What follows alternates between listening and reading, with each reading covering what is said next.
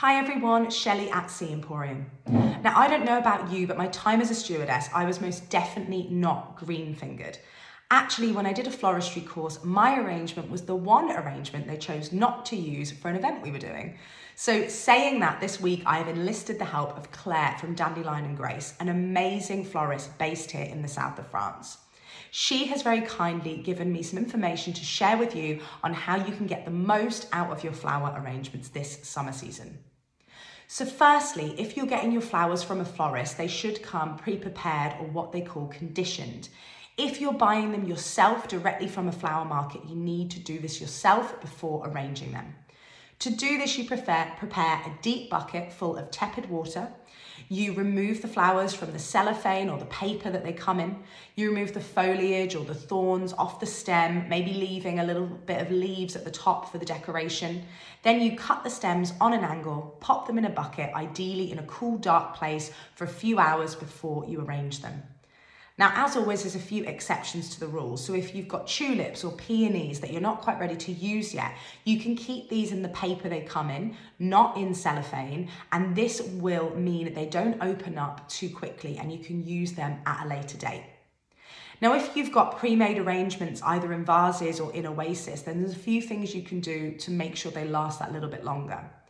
Firstly, quality is really important, so getting them from a good florist, a trusted supplier. Hydrate, obviously, so checking the vase for water, making sure that there's water in the oasis and refilling carefully. Then you also, sometimes misting the flowers can do more harm than good. Sometimes having water on the leaves and on the petals can cause them to rot. There is always exceptions, as we mentioned. So for this, if you have a sad looking hydrangea, you can sometimes revive this by dunking the head in a bucket of water for 1 to 2 minutes. And this can sometimes bring that hydrangea back to life. Now, you want to reduce the bacterial growth, so make sure you're changing the water in the vase regularly and cleaning out the vase, making sure there's no leaves touching the water. Also re-trimming the ends of the stems every time you change the water. Making sure you're using flower food. If you don't have this available, then you can actually use a teaspoon of gin and a dash of tonic. The gin kills the bacteria and the sugar in the tonic will end up feeding the flowers. Also, don't have pre-cut flowers very close to fruit bowls. So the fruit emits a gas that actually can cause prematurely wilting and also can make the leaves go yellow.